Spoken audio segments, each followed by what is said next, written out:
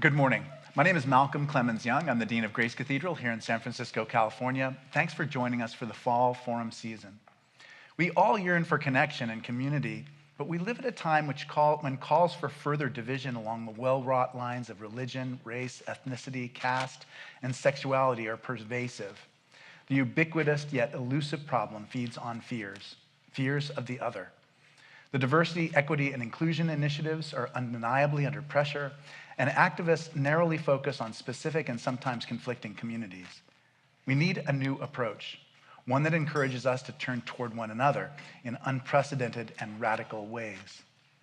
My guest today is Professor John A. Powell. He's an internationally recognized expert in the areas of civil rights, racial identity, fair housing, poverty, and democracy. He is the director of the Othering Belonging Institute at UC Berkeley, where he holds the Robert D. Haas Chancellor's Chair in Equity and Inclusion, and is a professor of law, African American studies, and ethnic studies.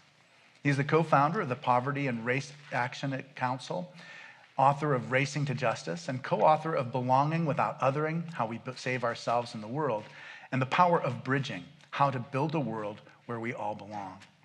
Today, we're going to be talking about an actionable path through bridging that helps us communicate, coexist, and imagine a new story for our shared future where we all belong. John, thank you so much for joining me today. I have been so immersed in your thought and your ideas. In the back page of your book, I just wrote 1,000 questions. I'm worried that I might keep you here for the next 2 days. You begin the story, The Power of Belonging, with such a powerful story from your childhood. I didn't want you to have to rehearse that if you don't want to, but maybe you could tell us something about your childhood or a story about your childhood that might give us a sense for what took you in this direction. Well, thanks for having me here, Malcolm. And it's a wonderful institution. I used to come here a lot when I was in college and going to school at Berkeley. And it was really important to me then, and it's still important. And I think, the work I do or try to do is how I think of Grace Cathedral. And so again, thanks for having me here. I grew up in Detroit, and I'm 6 of 9 children. My parents were sharecroppers into their early adulthood, and then they moved to Detroit about 1943. My father was a Christian minister, so my family was deeply, deeply religious and deeply, deeply practicing, not just doing something on Sunday. And so I was born into that church, and my family was also very tight, like a cocoon. And also very, like I said, very religious, but beyond religion. People used to come and congregate at our house. So there were 11 of us, 9 children, 2 adults, but the house always had at least 20 people. Just, people coming from the south and stopping. And the teachings of the church was that if you weren't baptized, not as a Christian, but in that particular church, so if you got baptized in another Christian church, in Grace, for example. Right, in this denomination, yeah, right. You're going to hell. Yeah. Sorry, everybody. That's the bad news. Yeah, and I said, wait a minute, that's bad news. Yeah, right. Anyway, so basically at 11 years old, I asked in church about that. The minister was speaking, it wasn't my father. And at the end of the service, people said, do you have any questions? And I stood up. And it's funny because I was 11 years old, and I didn't realize until later that in those 11 years I had spent at the church, I'd never seen anyone stand up and ask a question. They always said, do you have any question? And no one ever asked a question. And I'm 11, so I don't know what rhetorical questions. Yeah, that's what I was going to say. That's a rhetorical question. But the minister was very calm, and he said, okay, Brother Powell, what's your question? And I said, what's going to happen to the Chinese? Yeah. And this is a black church in Detroit. And everybody's like, what?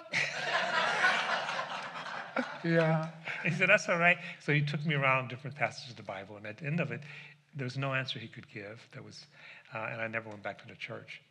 But also it broke my relationship with my family for many years. My mom started working trying to repair it. And in many ways, it changed, I would say, if not broke my relationship with God. Because not only did I leave the church, I left the religious faith that I had been a part of. And so I thought, I'm going to hell too. So that was my early childhood. And in some ways, I think it marked me for the work I do today.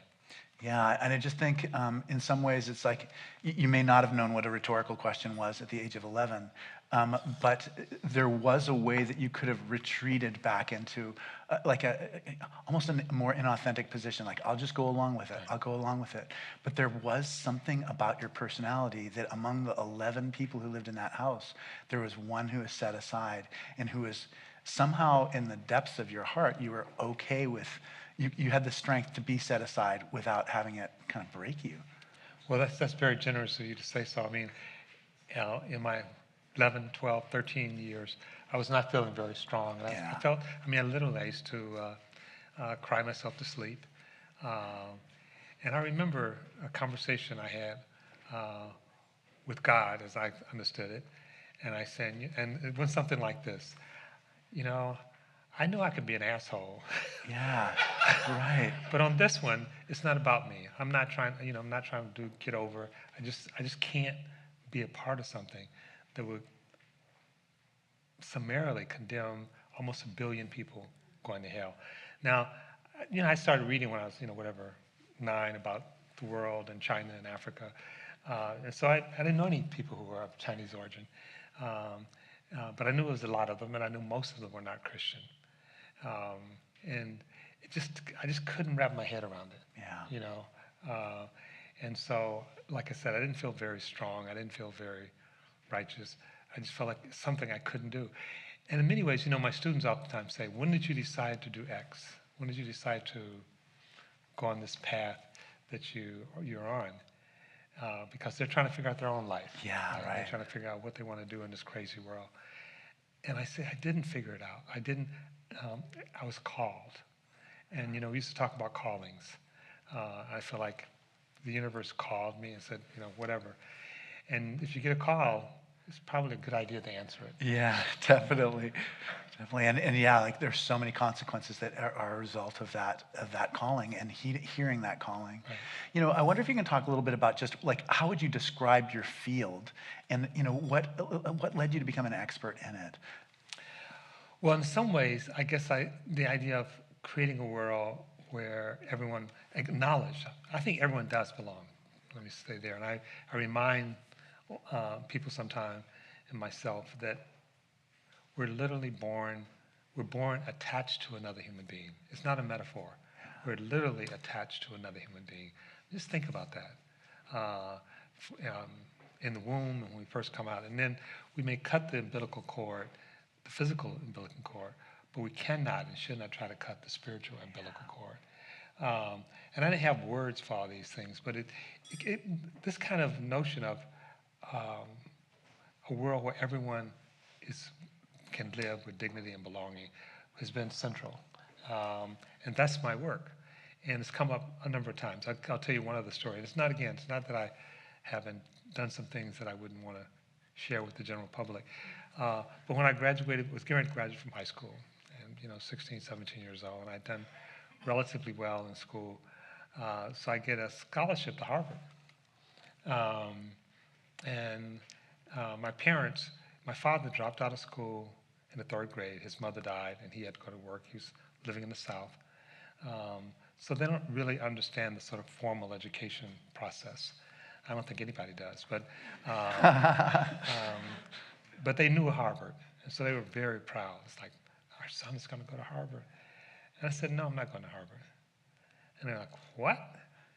Why are you not going to Harvard? You got accepted. They gave you a scholarship. I said, they don't allow women in. Yeah. And it's like, so?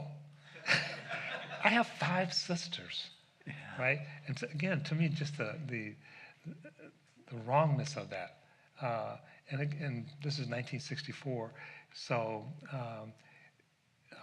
there wasn't a consciousness around it. It was like, this is the natural order of things, and women can do other things, and they can go to other colleges, and they had all these stories, and I said no.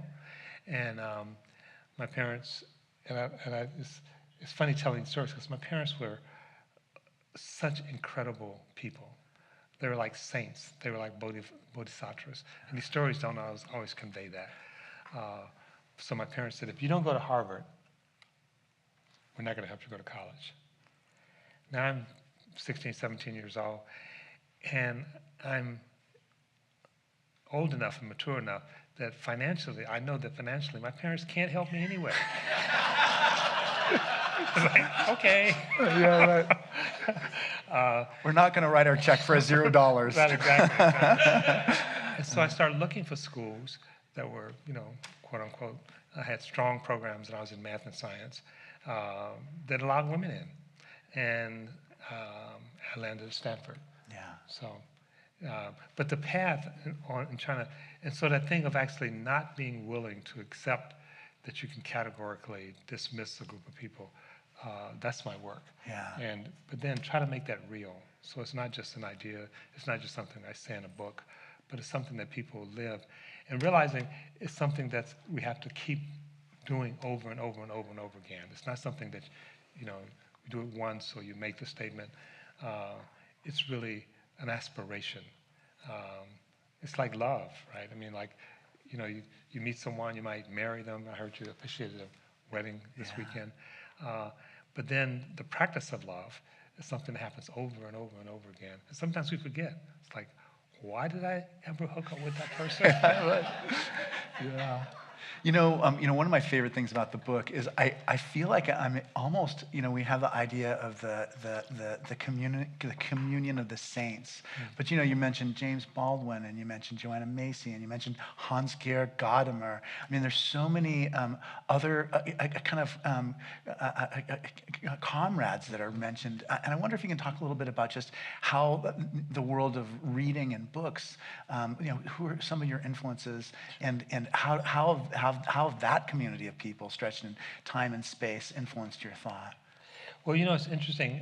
So again, growing up in Detroit, and I'm the youngest male in my family. And I just saw my brother. I just went to Detroit and took some of my siblings out to dinner. It was a good idea, but it cost me $1,000. Oh my gosh! It was great. It was great. I could afford it. But so in this family, all these siblings and relatives, I like to read, and my kids when they were little, they would say, "So what do you do all day at work?" And I say, I go to work and I play conceptual Legos. Yeah. I take ideas apart and put them back together. Yeah. And that made sense to them, right? And so, in a sense, that's what I've been doing most of my life. It's like not accepting things as they are, but say, can we put something, take apart, put it back together a different way? And so books help that. And to me, books are just conversations with people. So you read and you're engaging in a conversation. The other person may not be physically there, but hopefully, periodically, they will be physically there. So it's a chance to actually broaden your world. Not just broaden your world in terms of people who live in a different town, but people who lived in a different period, people who are long gone. And so you become part of the conversation. And one of the things I like about writing is that potentially you're part of the conversation. Yeah. So after I'm gone, people can still, read about me if they want, or read some of my thoughts. And I recognize that our thoughts are constantly evolving, and we think together. We're co-creating the world. We're co-creating a culture, and that's a beautiful thing. And so in that effort, it's like, what have other people said about this question? So when I was struggling in 10 or 11 or 12 after I left the church, I found existentialism. Yes. Which is great. I mean, it's like, and I'm not saying I understood Sartre or Camus or Kierkegaard at 12, but I did read them. And that also made this strange kid in Detroit even stranger. It's like you and me both. This is the story of my life. my dad died recently, and he was just a wonderful, wonderful man, and we used to have these wonderful conversations. And so, having left the church at 11, one of the things that looms large is death. Right? It's like, what's going to happen to me when I die? Okay, if I don't go to hell, and I don't go to heaven, I don't go to either of those places, are there some other destinations? So those questions came to mind, and still come to mind. So I would try to talk to my dad about it. Yeah. What happens to you when you die? And at some point he said, John, can we talk about something else? And again, I remember a date with a young girl. I'm 14, she's probably the same age. And she says, so what do you like to do in your spare time? And I said, read. He said, well, what do you read about? I said, and I had discovered the book, Denial of Death. And I said, death. She said, can you take me home? So the other thing about books, they don't ever leave you, right? They don't say, put me down. Yeah. But reading about James Baldwin, reading, Kierkegaard, reading Heidegger, watching other people who are struggling with things and doing it in a very sophisticated way was extremely important to me. It just helped frame my own thinking. And I think it just opened up the world. And so I was no longer just living in Detroit. I was living in China. I was living in Africa. I was living in Latin America. And so I think books is really a wonderful medium for actually engaging deeper conversations. Yeah, and I think that's what I appreciated so much about the book, your books. You had these people who are kind of in the wings, kind of supporting the ideas that you have. But I think the framework is just really powerful too. And it felt to me like it's almost like that itself was like a lifelong project. Yeah. So I wonder if you can talk a little bit with us, just about the basic vocabulary we need to understand. What is belonging? What is othering? What is bridging? What is breaking? What's a long bridge? What's a short bridge? That kind of framework, and maybe you can kind of give us a sense for it, even though it'd be great to have them all read the book themselves. Right. This, So, I just went to see my doctor recently, and we're sort of friends. And he wants some advice about writing a book. And I said, so the first thing to think about is why are you writing it? The second thing to think about is who's your audience, who you're talking to. So if you think about, you're in a conversation with someone, hopefully a conversation with you, Malcolm, with all of you. And it's hard to sort of talk to everybody all the time, right? So I would say, if you think the two books are back there. So Power, Belonging, and Belonging Without Othering. The first book, Belonging Without Othering, is really trying to get sort of down and dirty, if you will. And, I teach at Berkeley. These students are really brilliant and, just as smart as a whip. And I try to get them to think very simply. There are things we use, words we use all the time, but we don't really think about what they mean. So the word love, right? What is, you can really spend a lot of time just really digging into what does love really mean. And in fact, I'm doing a talk in a month or so on love. And so I go back and I read, what did the Greeks have to say about love? Yeah, exactly. What does the Bible have to say about love? We think of love, and most of us, when we think of love, it's like, that's it. It's like, I'm in love. Okay, I'm not. Or I was, or maybe I will be. But we don't think about all the different ways, all the different things that love mean. Why is it so important in our life? And so part of my writing, especially in the first book, is to try to take these concepts. Because the idea of belonging is actually quite intuitive. We all have a sense of belonging. We all have a sense of wanting to be part of something. We also have a sense of being other. We also know what it means to be shunted, or to be ignored, or to be deliberately misunderstood, or to be told to be quiet. you don't have a voice. So we've all had some experience like that. But then to sort of get down and take those simple ideas and sort of try to understand them. Because ideas, in a sense, are like, you know, you can think of a plant. You sort of think of a tree. You can understand a tree. You can look at a tree. But to really understand a tree, you got to go to a forest. You have to see the tree in its community. You have to see the tree in relationship to all the other plants that are not trees. And when you read about how forests, how the undergirth of forests is sort of integrating and talking to each other and supporting each other, it's like, wow, they have a community, right? And now as we study, it's like the community is extensive. Like they're literally, I'm sure many of you know this stuff, but if there's a fire, the plants communicate for hundreds of miles, and they do things to try to actually. So anyway, the point is that the simple thing of a tree turns out to be really beautifully complex. And so what I try to do in the first book is sort of peel off some of the complexity. So the first book, some people have difficulty with it. Belonging without othering. They say it's kind of dense. My brother, I gave him a copy and I said, so did you read it? He said, I tried. It gave me a headache.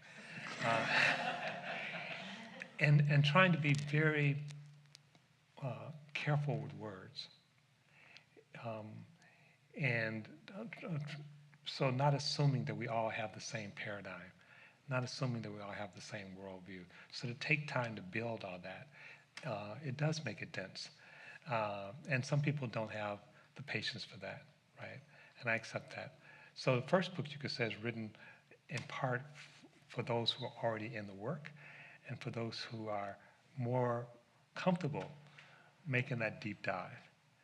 The second book, and I'll come back to the terms, the second book, The Power of Bridging, is written for people who are more into stories.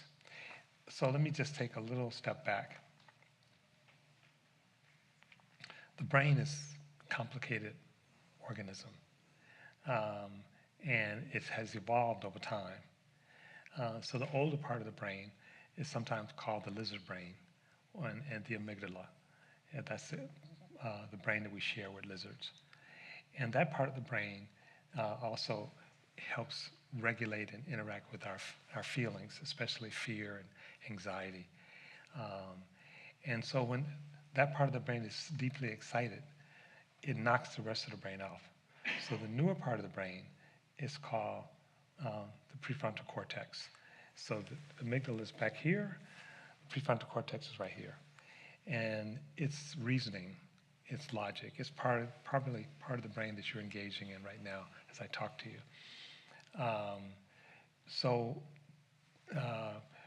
The prefrontal cortex, again, reasoning, logic, is knocked out when we're very fearful. And so I say to my students, part of the thing you have to learn to do is talk to the lizard. And we don't spend enough time learning lizard language. And I would say, and I can come back to this, President Trump is very fluent in lizard language. He knows how to talk to the lizard. And we get confused because what the lizard listens to is not facts. The lizard doesn't cite studies. The lizard doesn't read footnotes. So when someone's deeply afraid, how do you talk to them? I won't go into any more great detail right now, but I'll say to some extent you can think of the lizard as the heart-centered. How do you talk to the heart? How do you connect to someone with the heart? It's different connected with the head and the heart. So belonging is when we sort of experience those connections, when we know we're part of something larger than us, when we can exhale, when we have a place. Belonging, in the best sense of the word, is home. When you're feeling like this is your place. And othering is sort of the opposite of belonging, but not entirely. So there's a big debate in the academy whether you can have belonging without othering. Some people think that if you have a group, an in-group, you have to have an out-group. Logically, that seems to make sense. And even evolutionarily, that may seem to make sense. So people tell stories. So, a lot of times we sort of come to our conclusion and then we look for evidence to support it. So the conclusion is we're tribal. Look at all the evidence that we're tribal. It turns out that that is so fundamentally wrong. To me, once I sort of discovered it, it's like, why didn't I know that earlier? So I'll give you just a 90-second version of it. So first of all, tribes, as they exist for the most part in history, and we think of hunter-gatherers, they were anywhere from 50 to 200 people. They were organized around the people you spent your entire life with every day. It's people you see every day, not occasionally. And you're hunting and gathering, so you're moving. So there's no tribe at that time organized around race, organized around religion, organized around sexual orientation. It was organized around who do you spend your daily life with, right? And it could not be much bigger than a couple of hundred. Some people say they went to 1,000, but it was small. People you see every day. So when we talk about the tribes of white people, or tribes of African Americans, or tribes of Americans, the 330 million people who are Americans. That's not a tribe. That's something fundamentally different than a tribe. What holds that together? So there are 1.5 billion people on the planet that call themselves Christian. There are 1.2 billion people on the planet that call themselves Muslims. That's not a tribe. Most of those people will never see each other. They speak a different language. They live in a different culture. They eat different food. What's holding them together? It's not the same thing that held a tribe together. The reason that's important is that when people say we learn to other from tribalism, it's clearly not true. There's some other mechanism going on that wasn't there 10,000 years ago, 40,000 years ago. What's that other mechanism that's going on? And Harari talks about it in his book, *Sapien*. What he says is that the thing that allowed sapiens, as opposed to other humans like Neanderthals, to create these large groups of collaboration was stories and imagination. We tell stories, and apparently the ability to tell stories and imagination is a skill, capacity that sapiens developed about 70,000 years ago, and it's called the cognitive revolution. And some people say the cognitive revolution broke us off from the biological determinism. That is, we could imagine things that weren't there. We could tell stories and then make them real. And from Harari's perspective, two big stories. One is religion, right? That's a story from, so now you can tell a story. You can tell a story that holds people together, that help define people in terms of their identity, that helps define who belongs. Are there any other big stories? From Harari's perspective, money. Money's a story that most of us believe in. Right? You did when you paid $1,000 for everybody to have dinner. So, and the question is, can we tell a story that includes everybody? And I think the answer is yes. And it's certainly not predetermined that we cannot. So I've talked to people about obviously belonging and othering, and people say, yes, but there's some people, I have nothing in common with that person. We don't worship the same God. We don't worship in the same way. We don't eat the same food. We don't agree to the same politics. They're urban and I'm rural. And I said, you think you're going to die? Get quiet. Well, that's kind of a rude question. That other person that you just described, they're going to die too. There are these profound things that we share. And so in a sense, and I'll stop by saying this because belonging is not an abstraction. we used to say, we still say, a circle of human concern with no one outside the circle, with no one outside the circle. And I'll give you one example of that, but then also the critique of it. So there's some fights going on in the United States today. The United States government is taking people and picking up on the streets and then shift them off to another country and put them in jail. And someone says, you can't do that without giving them a chance to tell their story, a chance to go to a judge or a magistrate and tell their story. We call it due process. Yeah. You could also call it belonging, the right to be heard, the right to tell your story. Now, when that was said, the response from the administration was, these are bad people. They're criminals, they're drug dealers, they're rapists, they hate America, they came into the country illegal, they're members of gangs. See this tattoo on so-and-so's arm? It's a tattoo saying they hate America. You know what the court said? Doesn't matter. They said, due process is something that's accorded to every human being. Not every American, not every nice person, not every kind person, but it's something that's accorded to everyone. That's an amazing thing, and I think it's important to celebrate that, right? Because we have seeds of that, of this extensive belonging throughout our history. We don't always live up to it, but it's something that's there. Yeah.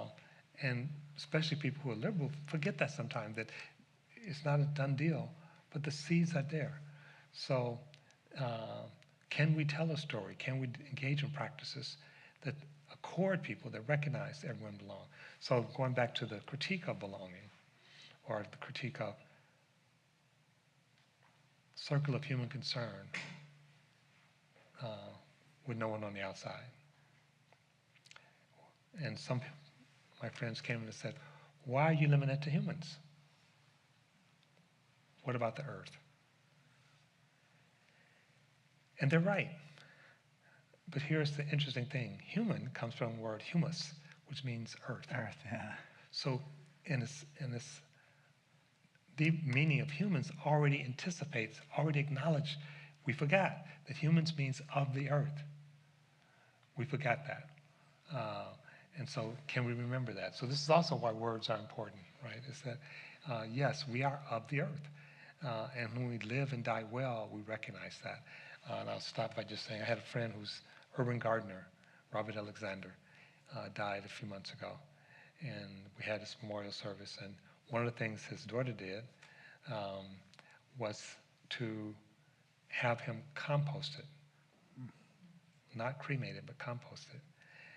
And she took the composted part of his body and planted trees. And I have a tree now. And so just to me, just so that the circle of life was sad but incredibly beautiful. Yeah. We belong. And so part of the challenge is, again, not a metaphor, but how do we actually practice that in terms of our courts, in terms of how we structure housing, in terms of how we worship, in terms of how we eat, in terms of how we think about healthcare. We need help with that. But first it's just an acknowledgement that it's already there. It's just to realize we put all these things in the way. And one of the ways to do that is to bridge. So bridging is predicated on the notion that once we have these apparent differences, and they're apparent. The dean of Yale wrote a book called What Difference Does a Difference Make? There are no natural differences. There's no natural other. It's something we make up. But once we make it up, it seems really real. And then we organize our lives so it becomes real in consequences. We don't live in the same neighborhood. We don't go to the same school. We don't go to the same church. We don't talk to each other. So then we have to figure out a way of correcting that. And bridging is how we do it. Bridging at its core is recognizing another person's humanity, is recognizing another person's suffering, is recognizing another person's story. It's not saying you agree with the story. It's not saying you like the person. It's not saying you're going to vote with the person. In fact, you may be struggling, even fighting the person. But in the fight, you hold on to the person's humanity. And in that holding on to the person's humanity, you're also willing to be curious. Okay, you disagree with me, but tell me why. Tell me what you're feeling. Tell me what you're afraid of. So the heart of bridging is connecting to the heart and empathetic listening. Yeah, and what I liked too is, I mean, so you make a differentiation between short bridging and long bridging. And short bridging is just like, not all Christians agree what to believe about sexuality, how to treat human sexuality. And, there may be huge disagreements, and it might seem like it's World War III, but, there's a huge amount that we already believe in. We're already pretty much, in some way, we're kind of committed to being in conversation with each other. So that's when short bridging is happening, when people all are part of that same group. But then the long bridging is when you talk about people who are really on the outside of that group. And one of the biggest problems that we have, I think, is that some forms, as you write, some forms of belonging are kind of are built on othering another group. And so you write in your book about just how if you're a politician who's saying that the other party is absolutely the devil incarnate, and then it's hard to make a deal with them without feeling like you're betraying that group. Right. But that was really helpful to me. I was thinking just a lot just about how so much of this is based in change and our anxiety about change. So, there's artificial intelligence where just the environment is changing, the sea level's changing, the salination of the ocean, plastics, social changes in terms of manufacturing and how the economy works, and increased inequality. And in the face of all these changes, then you talk about three stories as being possible. One story is the story that things aren't changing, it's kind of, or we can get back to before this change. The second story is, these changes are very dangerous, and they're gonna mean you personally do not have a future, or even worse, maybe your whole people will not have a future.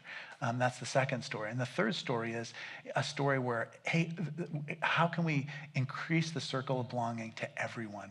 And when I read that, I felt like Donald Trump had sometimes a little bit on story number one, make America back the way it was before. Sometimes in story number two, these dangerous people are going to make it so that you're replaced. And then I felt like Barack Obama was kind of like the main exponent for that third story of just like, how do we include everyone? And so maybe you can talk a little bit about just like the cultural moment where, in 2006, 2007, 2008, that feeling of just like, how do we build an inclusive story that's going to include everyone seems so powerful. And that other story now of just about how dangerous the other is seems like it's just got a hold of our soul right now. So what do we do to bring that, that third story, to give it life? So that was a beautiful encapsulation of my work. And so I appreciate that. I just want to say that. And so part of it is I'll tell you, I spoke at the Democratic Convention when President Obama was being nominated and before he became president. And he was getting the nomination. Stevie Wonder played. It was I would have wished I could have seen Stevie Wonder. And I said, so in my talk, I said, there's this disquiet that we need to pay attention to. And I'm one of the people who was helped pushing out the concept of the mind science and implicit bias. Yeah. So this is, a number of years ago. It wasn't part of public discourse. But we could measure implicit bias. We could measure anxiety. And there was this strong sense of anxiety that was in the country that most people, I won't say no one, most people who were on the left were not paying attention to. Yeah. And in fact, if you look at the data, and whenever they publish some data saying by 2045, white people will no longer be in the majority, it's more complicated than that, in fact, but that's what's getting published. Literally, that anxiety ticks up. And I said, so my talk was that, because people were saying, hey, we're coming together. The term that people use is post-racialism. We're finally figured out beyond race. I said, not quite. Not quite. There's some troubling things we have to pay attention to. And I wrote this, years ago. It's in another book. I became a pariah. I mean, literally, my friends, we had these seats with where a small number of people were greeting then Senator Obama, and some of my friends were like, and one friend who's still very close said, that was a kind of a downer, John, and we're sort of, and 2 years later, when the Tea Party had exploded on the scene, people started, because I got defunded by funders. Oh, yeah. People came back and they said, was this what you were talking about? So part of it, Malcolm, was that even then, people weren't engaging in the way that they should have or could have with the lizard brain. And they weren't, and Trump was. Yeah. Trump was already there, sort of beating the drum. It's like, Right, and Barack Obama is not an American citizen, American, and really he's a Muslim. hidden Muslim. And, They want all this immigration as a strategy to replace whites. So the Proud Boys, when they're marching in North Carolina, they're literally chanting this German anti-Semitic phrase, Jews will not replace us. And what we did when they said that, right, we said, that's stupid. No one's talking about replacing you. So they're taking when the lizard is expressing itself, we're turning it into a logical argument. Logically, that does not make sense. And there was a lot of stuff that Trump would say or that the right would say that was just so ridiculous, right? Reverend Wright, they said that Obama was a Muslim, right, and his minister was a Baptist preacher. It's like, wait a minute, Baptist preachers don't have Muslim congregants? That doesn't make sense. Yeah, right. But it doesn't make sense up here. What it made sense is back here. What they were saying is he is other. He is other. Doesn't matter. He's other because he's had this radical black pastor. He's other because he's Muslim. He's other because he's not American. He's other because he hates white people. If he loves black people, he must hate white people. So all this stuff the foundation was being laid. And our story, to be honest, I think was not robust enough in terms of everybody belongs. What we had, if you think about multiculturalism, for example, what it really says is that you have a culture, you have a culture, you have a culture, you have a culture. It's like there are 50 cultures and we're going to respect all of them. But it doesn't talk about really that all these cultures are in constant interaction with each other. And it does, in a sense, sometimes build on a false notion of those stories. So part of the liberal response, remember the gay marriage issue? What was our response? That gay marriage is just like straight marriage. Right? Nothing's going to change. Marriage equality. Yeah, marriage equality. Everything's going to be the same. That they're going to get married and after 20 years, they're not going to have sex either. So what it wouldn't really deal with, what if it does create a change? What if having more immigrants here actually changes America? Which is actually likely to happen. Change happens. So the assurance that liberals were giving people around gay marriage or around immigration was even assimilation. The assimilation is that everything's going to remain the same. We'll assimilate some people who are different. They will change, but we won't. Right? And in some sense, people don't believe that because they look at their neighborhood and they say, no, it's changing. And we, for the most part, didn't have a story that accommodated the change. We didn't say, yes, it's changing. You participate in the change. It's not a zero-sum game where either if we win, they lose. If they win, we lose. Can we imagine a world where we're changing together? And that's the story we're not telling. And of course, there's an advantage, immediate advantage, not long-term advantage, an immediate advantage when you're telling a story based on fear. Because fear is the oldest emotion. Fear is the lizard brain. So if you're saying, be afraid, it's like, oh, I'm already afraid. And so Trump had an advantage. But we didn't do a good job of curating a story that really brought people together. And we're still struggling with that. And it's been done. I'll just give you one example. Obama, you mentioned, I think he did a fairly decent job. I know him personally, and I can say with some of his advisors, their advice on race was because you're black, you can't touch race. Race becomes the third rail. So it meant there was a conversation happening that, in a sense, after Obama became president, he was muted. Think about the thing when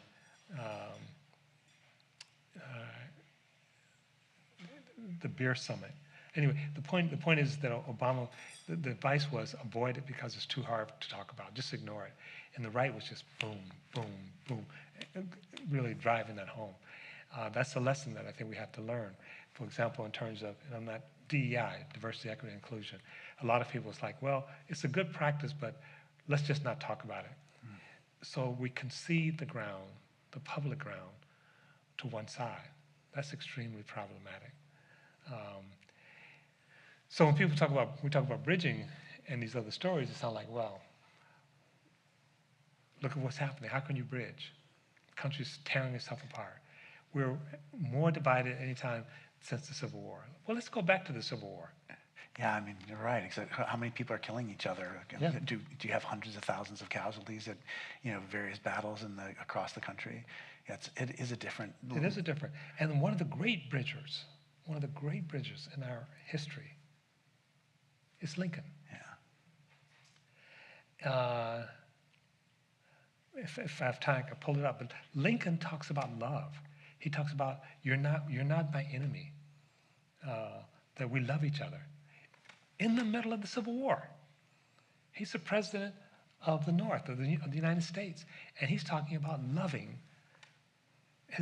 So in a sense, this incredible storyteller, this incredible leader, he doesn't shrink away from the Civil War. There's a lot of interesting stuff, but he also creates a container where we can imagine caring about each other, loving each other. And he talks about, and in the Gettysburg Address, he talks about not going back to the past, but going forward. So what he calls for is a new birth of freedom. A new birth of freedom. And out of that came the 13th, 14th, and 15th Amendment, or as Eric Foner would say, a second constitution. So we have examples in our own country of going through struggles, creating a story, and then creating new conditions. The United States became a different country, not a country it should have been after the Civil War. And if Lincoln had lived, we wouldn't be sitting here today. Yeah. So we need leadership, and your leadership, leadership at different levels in our workplace, in our schools, but not just advocates for a small we, but advocates for a large we, advocates where everybody belongs. And just not just analytically, but to also tell stories in schools, on television, on movies, so that people who are not going to read my book can actually still feel that. So I think in sermons, in the books at the West Point Library. That's right. Yeah. That's right.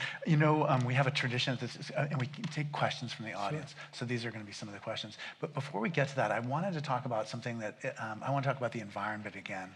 So you talk about polarization as being a term that describes kind of our current situation or the human condition, and then you contrast that with what you call fragmentation. And polarization is an idea where you have two different sides, and there's this person compromises this way and this person compromises this way, and through that compromise you kind of find a middle ground. Right.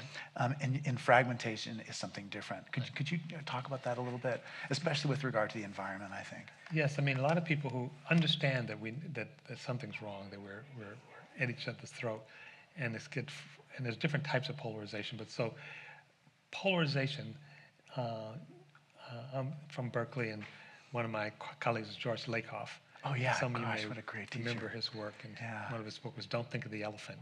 Yeah, right. Of course, now you're all thinking about the elephant. But he was saying, how does the brain works? We think in metaphors, so polarization creates a metaphor in the brain, and the idea that you have poles, and the problem are the poles themselves. And so if you have poles, pole A and pole B, it's, first of all, we don't really evaluate them. They're just different poles. They're different extreme. And so the impulse is then to move away from those poles, to move to the center. The problem with that is that it assumes, and you see this in terms of reporting. They say one side said A and the other side said B. We had to find something in the middle. So think about something like slavery.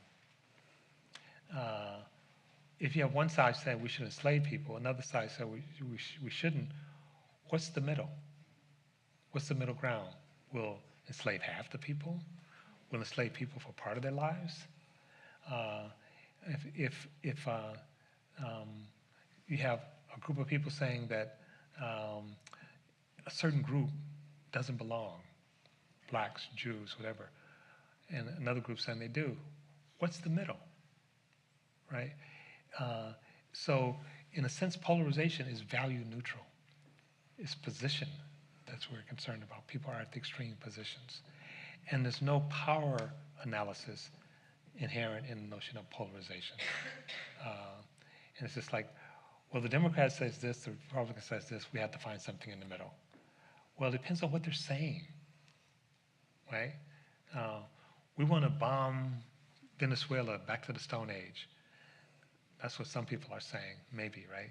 All these generals being called back to the United States. And someone else says, well, no, not to the Stone Age, just to the time that Jesus was around. I mean, so polarization just analytically is not strong. Yeah. It's available to us, and it makes it seem like we're neutral, which is not our goal. The goal is not to be neutral. And I got into a little tiff at Berkeley because some of the administration was saying the university, this wonderful university I'm a part of, should be neutral on really important issues. And I said, that's not right. I was the legal director at ACLU, a big fight there when they're saying, when Bork was trying to get on the Supreme Court and people saying, we're neutral. I said, we're not neutral. We represent the Constitution. The Constitution is not a neutral document. When Brown v. Board of Education happened, Wexler, a scholar, wrote a piece saying Brown was not neutral. It sided with black kids against white kids. And then for the next 10 years, there were all these articles about how Brown was not neutral. And the court eventually eviscerated, I'm sorry to take you down this rabbit hole, equal protection by saying you have to be neutral, right? That the equal protection clause is neutral. No, the equal protection clause was trying to end slavery. It was trying to do something substantive. Brown was never designed to be neutral. It wasn't saying you take an integrationist and you take a segregationist. What do you decide to do? How do you develop neutrality out of that? So polarization invites that kind of thinking instead of value-based thinking. Fragmentation basically says that there are different power centers, and people get fragmented around those power centers. Fragmentation says there may be what we call conflict entrepreneurs, people who profit off of conflict. Yeah. And they're not, and and I think Trump is a conflict entrepreneur, and that's what they want to do. So they're not the same as Barack Obama, and you hear that today. Well, the Democrats did, Trump did this. They're not equivalent.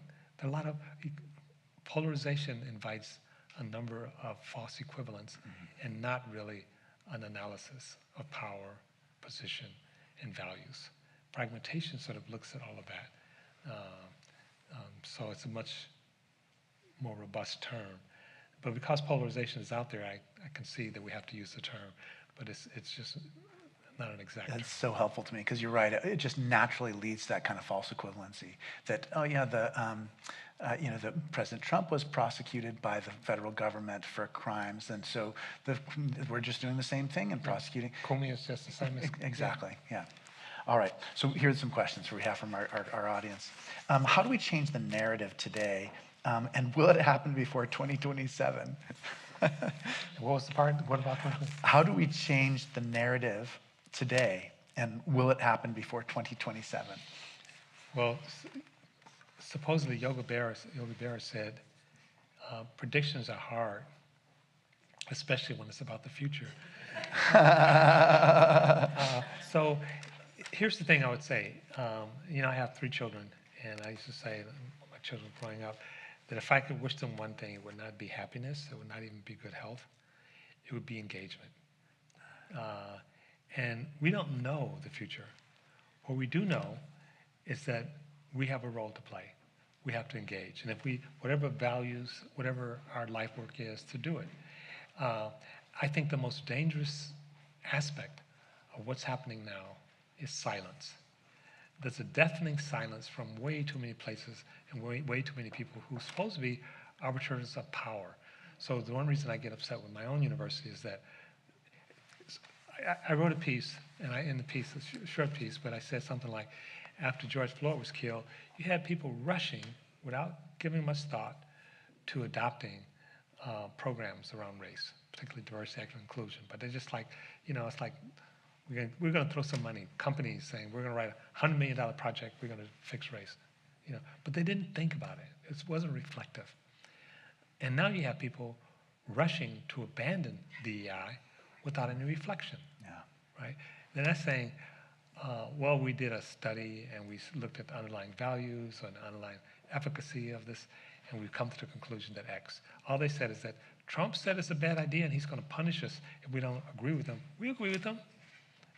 We apologize. We made a mistake.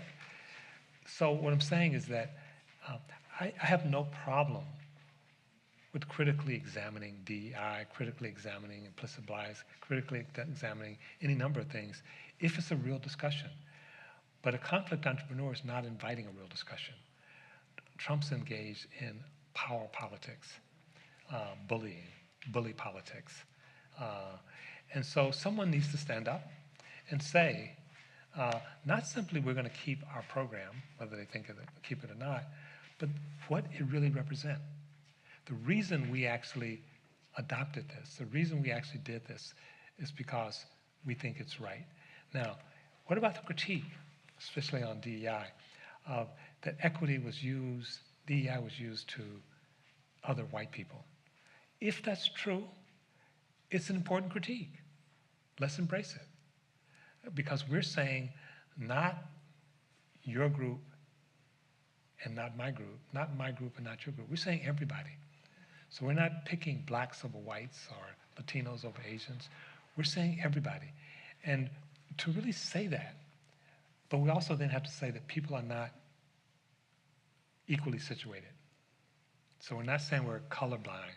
We're not saying we're situation blind. We're not saying we're structurally blind. I use the analogy. I come home from work. One of my children have strep throats. One of them has a bruise where they fell down on the bicycle.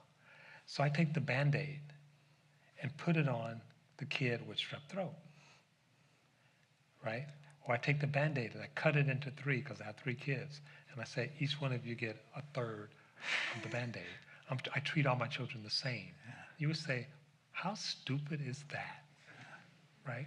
We're not all situated the same, so we should be treated according to how we're situated. And I've written about that. But my point is that we have to engage, and we have to engage especially because there's a public fight. There's a fight, a cultural fight. It's not just doing work. We have to tell a story of why this work is important. And we should be doing that now. And will we win by 2027? I think we have to redefine what we mean by win. And I can say this, if we don't show up, we've already lost. So we have to speak out. And literally, and I'll share with you, Malcolm, I wrote a piece about Berkeley turning over 160 names to the Trump administration. Gosh, I couldn't believe that. And I got emails back. Some emails there were like 3 categories. One was great, wonderful. Another was, you brave, man. You still have a job? And the third was, you didn't go far enough, right? But what I'm saying, and there is definitely some stuff happening, right? I mean, the university is tepid in terms of, well, whatever. But if we don't talk, if we don't speak out, and I'm willing to be corrected, but we have to be willing to have a public conversation for values that we really believe in. And for me, that means belonging without othering. Values to say everybody matters. Everybody, but everybody. And we've done that, and sometimes it creates controversy. So, for example, obviously, what's happening in the Middle East with Gaza. Yeah. We say we absolutely believe that the Jews have a right to exist, but so do Palestinians. so do Palestinians. That's what we are about, and we're going to say it. And it may make some people uncomfortable, and I'm willing to hear the discomfort, but I'm not willing to be silent. Yeah, that's one of the things I can't believe how we've run out of time. Basically, you've got to get upstairs, and you're going to be a reader for us today. But one of the things that we didn't address at all, but which is so important, is just your explicit decision to take a wider view. So you didn't just say, I'm going to focus on race. You said, othering in general, and that's part of this too. It's just like it's almost a way in which the thought itself is mirroring its own design. That's right. But I'm so grateful, for you. I think before we came on, I said, John, I think my life's purpose is to invent a kind of religious life which doesn't depend on making someone else other. So how can you have religion that's just about belonging and not belonging at the expense of othering? But that's what we're here for. And you definitely brought me a lot of steps along the journey, so I'm very grateful for that. I'm grateful for your work. Yeah, Thank you. definitely. So we have a, thanks.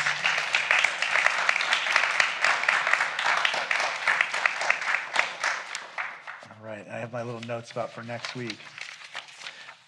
Please join me at 1:00 p.m. for a discussion of the future of the arts and the regeneration of San Francisco. So this is next week. My guests will be Thomas Campbell of the Fine Arts Museum, So-Young Lee of the Asian Art Museum, Allison Gass of the Institute of Contemporary Art, and Ned Siegel, Chief of Housing and Development for San Francisco.